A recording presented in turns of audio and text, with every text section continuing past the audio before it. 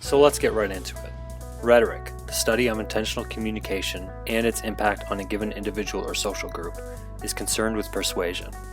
Now, people can be persuaded through many ways, from the logic behind the message, to the emotional response felt by a message, to the timing of a message, or even to the character of a person giving a message.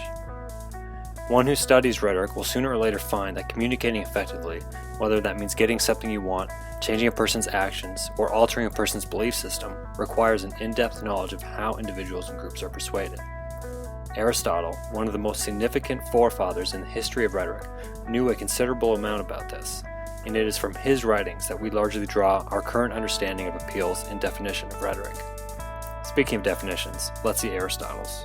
Quote, "Let rhetoric be defined as an ability, in each particular case, to see the available means of persuasion."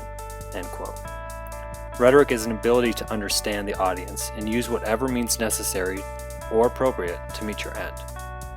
Over the course of history, there have been times when rhetoric has been used for good, and there have been times when rhetoric has been used for bad. But, to evoke the spirit of Aristotle, we should not blame rhetoric, we should blame the user. Rhetoric is not inherently good or evil, but rather is a method of communication that can be applied to a variety of situations.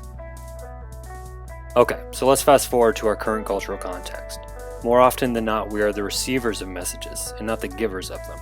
While we are given a multitude of ways to communicate our thoughts and opinions, the fact of the matter is that unless we live in the mountains with no technology or civilization, we receive more than we send.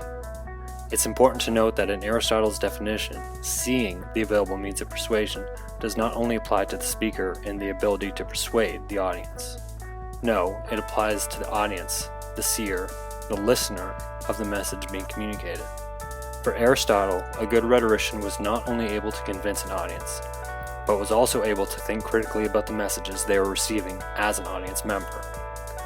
We live in a world that constantly bombards us with images, and words, and audio, and video that try to get us to do something, and more often than not it is to buy something.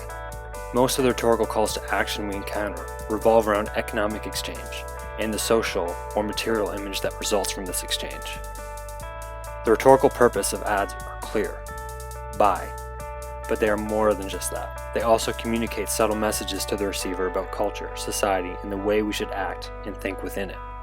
Without a substantial knowledge of rhetoric, understood for our purposes as the art of effective, intentional communication, the battle between corporation and consumer is a rather unfair one, a sort of David versus Goliath type deal. However, by looking critically at ads, understanding their motives, practicing the art of rhetorical observation, which thus allows you to pick apart each element of an advertisement, you have equipped yourself with an arsenal that better prepares you for life in which you are constantly, incessantly, and even reluctantly coming into contact with rhetorical appeals that demand your attention and your action. And this is why analyzing ads is so important.